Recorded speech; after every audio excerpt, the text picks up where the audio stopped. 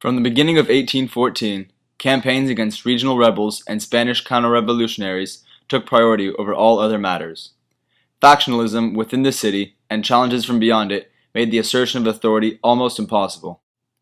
As the situation in Buenos Aires remained unstable, a second revolutionary congress met in San Miguel de Tucumán.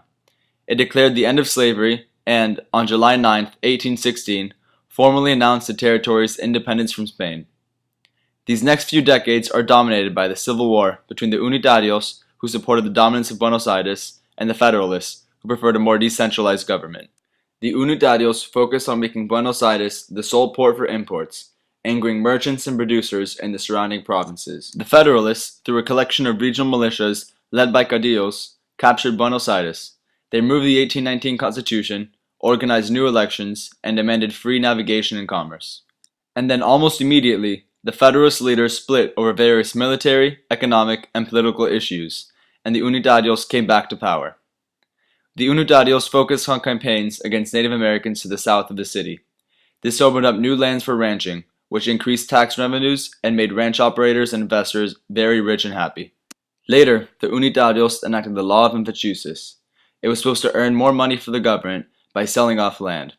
But because of bad planning, organization, and control, the law produced no public benefit and led to a rapid transfer of public land to private control. Within only 2 years, 122 people took charge of roughly 6.5 million acres of land. The Unitarios drafted another constitution in 1826. This constitution declared the formation of a republic with powers divided between an elected president and a congress. Claiming that the authorities in Buenos Aires were neglecting their interests, ranchers rose to challenge the Unitarios. Rebel Federalist forces from outside the city captured it again in 1829.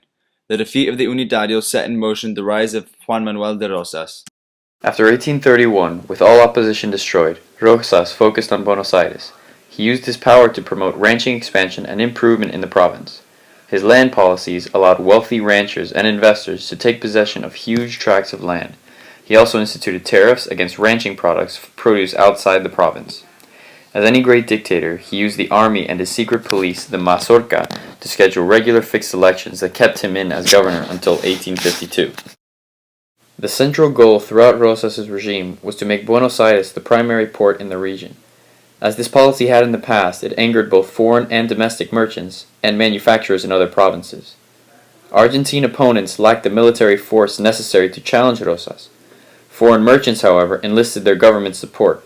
This led to the first serious challenge to the dictator's authority.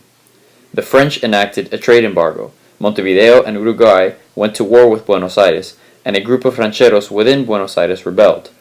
Rosas managed to overcome all these challenges, making his government even stronger. However, anger in other provinces continued to rise, and in 1852, an invasion of Buenos Aires from Brazilian, Uruguayan, and Argentine troops removed Rosas from power. The Federalists took power again and endorsed liberal trade policies, public education, and the creation of a strong, centralized constitutional government. However, the city and province of Buenos Aires refused to accept this constitution. After many wars and conflicts, the province of Buenos Aires defeated the Confederation and took power. And finally, in 1862, the previous governor of Buenos Aires, Bartolomé Mitre, became the first president of the United Argentine Republic.